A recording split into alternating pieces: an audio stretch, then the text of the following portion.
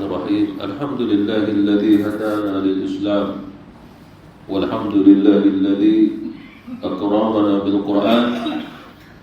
Walhamdulillahilladzi manna 'alaina bi sayyidina Muhammadin Rasulillah sallallahu alaihi wasallam. Walhamdulillahilladzi manna 'alaina bi syahril shiyam, syahr Ramadan, syahrul mubarak. Amma ba'du, assalamualaikum warahmatullahi ta'ala wabarakatuh. Salah satu daripada keistimewaan yang ada dalam bulan Ramadan adalah jamaah. Tanpa kita sedar, kita lihat kebanyakan umat Islam kembali kepada sabda Nabi SAW, alaikum bil jamaah, maka hendaklah kamu hidup dalam keadaan berjamaah. Tanpa sedar. Disebabkan apabila kita melihat bulan Ramadan, kebanyakan umat Islam akan berjamaah, khususnya dalam solat.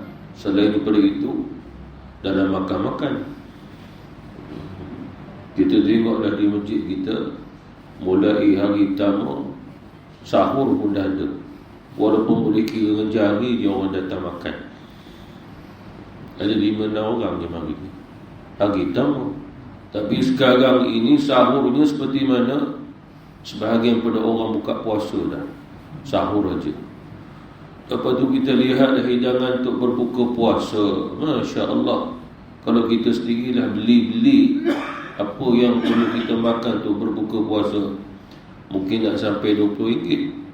Nak RM20 tu juga dah samanya jumlah yang kita makan ketika berbuka puasa di masjid. Itu jamaah namanya. Alaikum bil jamaah. Itu adalah jamaah dalam makan-makan. Adakah salah pada syarat? Tidak. Bahkan sunnah muakkad, sunnah yang digalakkan agar kita beri orang makan, biar makan sungguh-sungguh. Seperti mana hadis Rasulullah sallallahu alaihi wasallam, barang siapa yang memberi makan kepada orang yang berpuasa, maka dia mendapat pahala seperti mana pahala orang itu yang berpuasa. Kita yang memberi makan, yang infak makan pun memang berpuasa. Maknanya di situ ada gandaan puasa yang diberi oleh Allah Subhanahu wa taala. Bahkan Rasulullah sallallahu alaihi wasallam pernah ditanya, "Ya Rasulullah, amalan apakah yang utama dalam Islam?" Lalu Rasulullah sallallahu alaihi wasallam jawab, "Wa yut'imu at-ta'am," iaitu kamu beri orang makan. Hadis ini secara umumnya adalah sama ada dia kaya ataupun dia miskin, beri dia makan. Walaupun secara usulnya kita berfikir orang yang layak untuk mendapat makan adalah orang yang miskin. Tetapi Rasulullah SAW menyatakan dalam bulan Ramadan, orang kaya pun turut juga rasa lapar seperti mana orang miskin yang rasa lapar. Lalu Rasulullah SAW membahagiakan kita. Memberi makan bagi orang yang sedang berpuasa adalah masyru', satu ibadah yang telah disyariatkan dalam Islam. Hanya saja perbezaan makan kita pada hari ini dan masuk pada urufiyah, adat. Apa maksud adat? Itulah jumlah makanan yang kita makan tak sama pada jumlah yang dimakan oleh orang zaman dulu-dulu. Bahkan saya tengok pada hari ini memperbagaikan akan jenis lauk pauknya. Itu adalah satu keharusan dalam Islam, bahkan tidak disunatkan. Sunatnya orang makan apa yang kita hidang, dan sunatnya kita menghidangkan makanan pada orang yang nak makan. Itu sunat. Cuma memperbagaikan jenis-jenis makanan, itu harus saja. Bahkan ada satu tempat yang mana menyediakan makanan yang asasi saja. Ada tempat-tempat yang hanya sekadar menyediakan bubur, ada juga roti, ada juga sekadar kurma. Kalau kita pergi ke negara Arab, mereka berbuka puasa makan kurma, cuma makan banyak-banyak, lepas tu minum air kosong. Itu aja. Itu aja. Tapi dah jadi tradisi pada ketika itu. Kalau nak makan nasi, pergi cari sendiri. Tapi kita hari ini, kita makan berbuka puasa lebih daripada kita makan di rumah kita sendiri. Lengkap gizinya. Piramid makanan kesihatan tu lengkap. Ada buah-buah, ada sayur mayur, ada daging, ada ayam. Ada makanan yang ada darah, tak ada darah. Ikan tak ada darah lah. Tapi ayam ada darah, daging ada darah asalnya. Jadi itu semua adalah satu jamaah yang Rasulullah SAW perintah kita alaikum bil jamaah. Hendaklah kamu hidup dalam keadaan berjamaah. Hanya saja Rasulullah SAW menyarankan kepada kita agar jamaah ini jangan dimatikan. Bila dia mati, maka apa yang kita lakukan sepanjang bulan Ramadan lalu diberhenti pada bulan-bulan yang lain, dia menjadi urufiyah, hanya sekadar adat saja. Seperti mana kita pergi ke pasar Ramadan, kan luar biasa pasarnya. Itu semua bukan satu sunnah, itu satu adat saja, urufiyah, satu adat yang berlaku hanya sekadar pada bulan Ramadan saja. Dan oleh kerana itu jangan kita samakan jadi satu ibadah. Hanya perkara itu harus pada syariatul Islamiyah, pada dalam hukum syarak. Yang perlu kita perhatikan pada bulan Ramadan bukan sekadar dengan jamaah, tetapi yang perlu kita perhatikan apa yang perlu kita isi dalam jamaah itu. Pada zaman Rasulullah SAW, pada zaman sahabat, bahkan nenek moyang kita dulu pun puasa juga. Tapi mereka mengisi ibadah puasa mereka dengan zikrullah, dan paling istimewa sekali dengan tilawatul Quran, memperbanyakkan membaca Al-Quranul Karim sehinggalah bermula, yakni memulainya sehingga sampai pada akhir.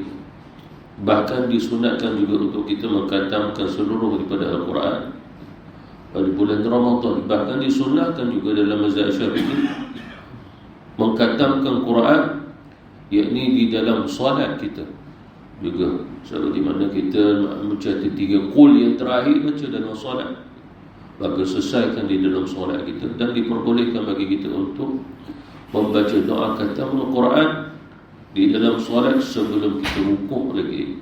Maka itu juga yang difatwakan oleh ulama-ulama. Perkara itu juga adalah mustahab, sunat untuk dilakukan, diamalkannya. Dan yang perlu kita ketahui lagi bahawasanya kita telah berada di akhir daripada Ramadan. Rasulullah SAW mengingatkan kita seolah-olah hari-hari yang terakhir di dalam bulan Ramadan itu adalah puncaknya Ramadan itu sendiri. Bukan pada permulaan tapi akhirnya. Disebabkan di Rasulullah SAW secara umumnya seseorang yang beribadah kepada Allah pasti akan mendapat rahmat daripada Allah, pasti akan mendapat keampunan daripada Allah. Bahkan bukan sekadar dengan ibadah puasa, bahkan semua ibadah secara umum. Semua ibadah secara umum itu menggugurkan dosa, menambah pahala, diangkatkan derajat. Cuma Rasulullah SAW mengingatkan kita dengan hadisnya tentang orang yang berpuasa sampai pada puncak Ramadan, mana sampai pada bahagian yang ketiga. Bahagian ketiga adalah 10 yang terakhir daripada Ramadan. Disebabkan Nabi mengkhususkan penyebutan pada kalimah itqul minan nar hanya pada bulan Ramadan saja. Itqul minan nar maksudnya kebebasan daripada api neraka. Apa maksudnya di sini? Sebagai ulama mensyarahkan seolah-olah gini, seolah-olahnya nama kita telah ditulis di neraka. Kita mohon kepada Allah Subhanahu Wa Taala agar tidak ada. Tapi dengan rahmat kasih sayang daripada Allah Subhanahu Wa Taala, Allah bebaskan kita kerana puasa kita. Tetapi barang siapa yang tidak berpuasa, maka namanya tidak dibebaskan, maka terteruslah nama dia di neraka. Itu maksud itqul minan nar. Disebabkan sebab kita berdoa mohon keampunan daripada Allah, istighfar, mohon kepada Allah Subhanahu Wa Taala. Itu satu amalan yang kita baca dengan lidah kita. Tetapi dengan fadilat kita berpuasa Ramadan, walaupun di lidah kita tidak ada astagfirullah, tidak ada astagfirullah, tapi kita berjaya berpuasa dalam bulan Ramadan, itqun minan nar, diberikan oleh Allah Subhanahu wa taala kepada kita kebebasan. Sebagian lagi ulama menyatakan bahawasanya ya, kita tidak terlepas daripada melakukan kesalahan, dosa-dosa, sama ada mungkin besar ataupun kecil, yang nampak, tak nampak, yang zahir, yang batin, yang tahu, yang tak tahu. Akan tetapi kata ulama, kesan daripada ibadah puasa adalah syafaat. Jadi ada dosa menyebabkan azab di akhirat. Tapi apabila seseorang dibawa ke neraka kerana puasa mensyafaatinya, lalu dia segera dibebaskan sebelum dia diazab. Saya berikan contoh seperti mana seseorang telah sabit kesalahan, dia perlu dimasukkan ke dalam penjara. Hukumannya adalah 10 tahun. Itu di mahkamah telah menetapkan hukuman gitu. Kemudian pada hari dia nak dibawa ke penjara, kemudian datangnya satu surat. Datang satu pegawai sedang bawa satu surat bahawa orang ini perlu segera dibebaskan. Padahal satu hari pun dia belum duduk dalam penjara. Lalu dia menerimanya dengan gembiranya kerana dia terus dibebaskan. Padahal ketetapannya dia akan masuk penjara. Lalu begitu juga masuk itqun minan nar adalah seseorang yang Allah Subhanahu wa taala tidak mengazabnya walaupun dengan dosanya menyebabkan azab. Mengapa? Dengan syafaat ibadah puasanya itu. Seperti mana kata guru saya, bahawasanya amal-amal ibadah kita ni semua mungkin boleh lebur saja. Lebur disebabkan dosa, lebur disebabkan dengan perbuatan zalim terhadap seseorang. Hadis Rasulullah sallallahu alaihi wasallam seperti mana seseorang yang berhutang dengan seseorang, lalu dia menuntutnya, sedangkan di akhirat tidak ada dinar, tidak ada dirham, tidak ada duit nak bayar dia. Lalu Allah Subhanahu wa taala pun bertanya, wahai kamu telah berhutang dengan fulan bin fulan di atas dunia. Dia menuntut hutang itu, sedangkan di akhirat tidak ada lagi dinar, tidak ada dirham, tidak ada duit. Di atas dunia pun tak berapa bayar, apatah lagi di akhirat. Lalu Allah Subhanahu wa taala memintakan amal baiknya diberi, yakni pahalanya kepada orang tadi, dibayar melalui pahala amalan-amalan yang baik. Rasulullah sallallahu alaihi wasallam menyatakan, maka orang itu perlu memberinya sebagai seolah-olah ganti pada bayaran hutang piutangnya, sehingga seolah-olah dah tak ada amal, tidak ada lagi pahala sebab dah beri pada fulan min fulan yang dihutangnya. Sebab begitu, lalu sekarang ni dia tidak ada lagi pahala amal. Kata guru saya, sehinggalah Allah Subhanahu wa taala masih menyelamatkan hamba ini dengan amal ibadah puasa, kerana pahala ibadah puasa tak boleh dikongsi-kongsi, tidak boleh diberi pada sesiapa dah. Maksudnya apa? Ramai di antara umat Islam yang selamat di akhirat kerana ibadah puasa ni. Itulah maksud itqun minan nar. Itu pasal kita diperintah oleh Allah Subhanahu wa taala untuk berpuasa, agar walaupun kita ada dosa, tidak sampailah kita ini tidak ada iman. Oleh kerana itu, barang siapa yang berpuasa, dia adalah orang yang beriman kepada Allah Subhanahu wa taala. Ya ayyuhallazina amanu kutiba alaikumusiyam. Wahai orang beriman, difardukan kepada kamu puasa Ramadan. Lalu barang siapa yang berpuasa, dia adalah orang yang beriman. Mungkin imannya tidaklah seperti mana sebesar gunung, seperti mana alam ini, imannya kecil, tapi masih ada iman yang dapat menyelamatkan dia di akhirat. Itulah maksudnya itqun minan nar, kebebasan daripada api neraka.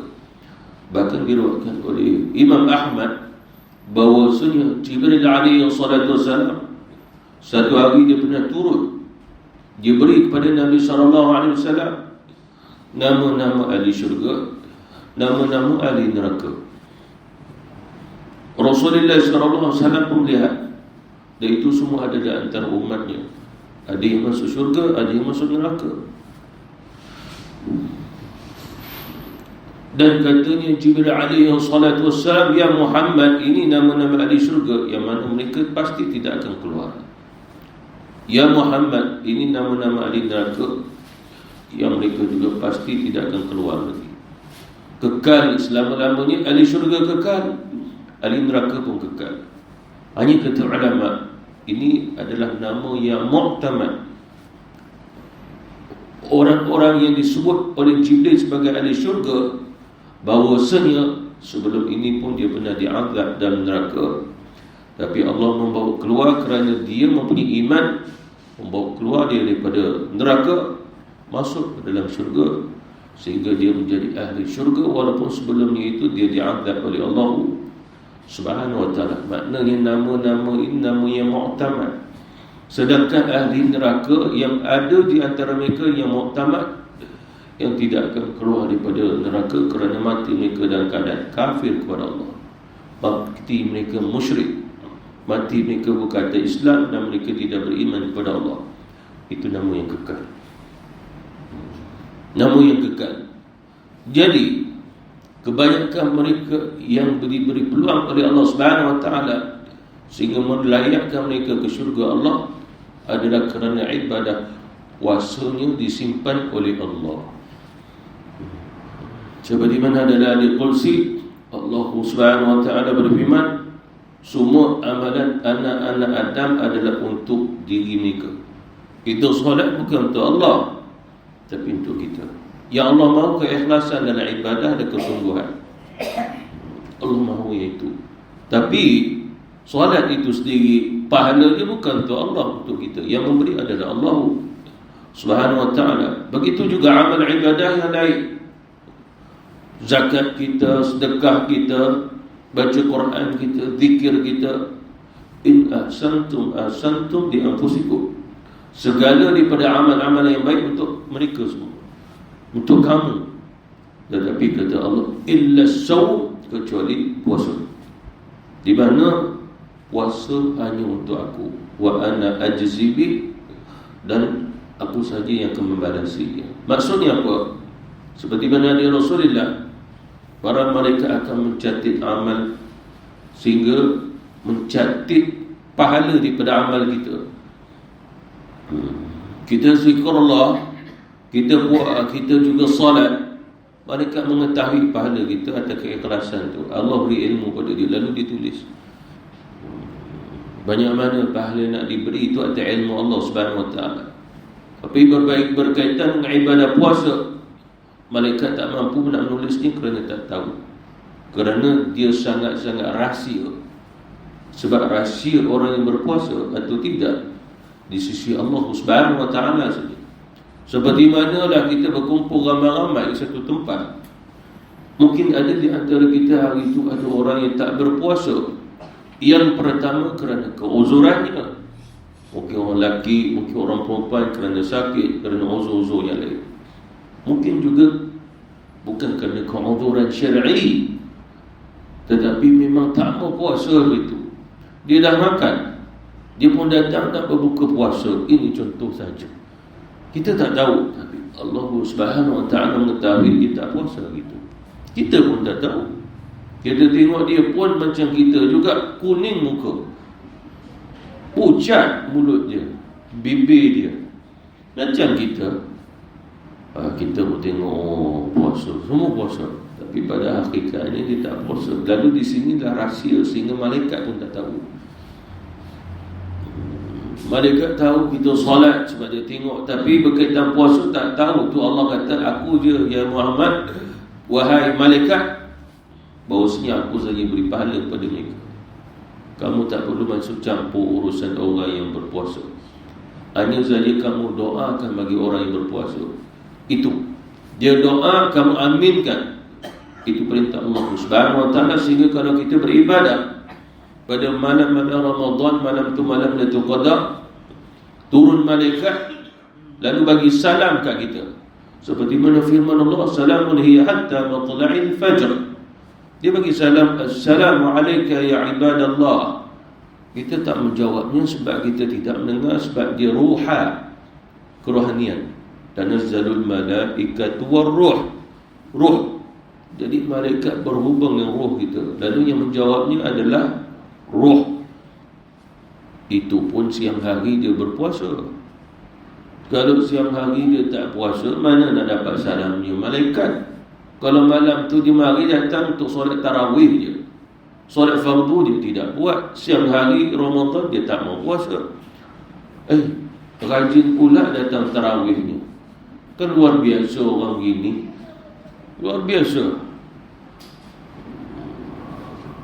Bang Mat ni selalu datang tarawih tak tinggal, tapi solat tak nampak. Sebenarnya kenapa? Oh, sebab dekat Masjid Surau makan sedap-sedap. Itu. Morih pun sedap-sedap. Orang perempuan pun sedap mata memandang. Semua sedap. Itu dia marinya. Tapi malaikat tak akan doakan buat dia. Dia terlepas. Itu.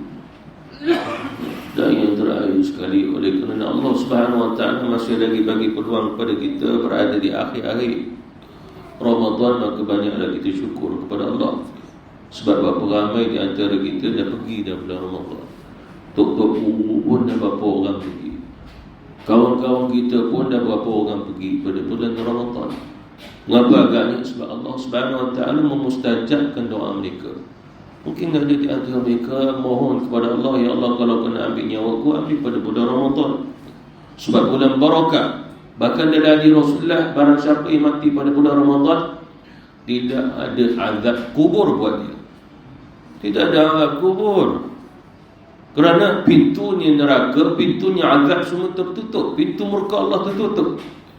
Yang ada dalam pintunya rahmat Allah Subhanahu Wa Taala.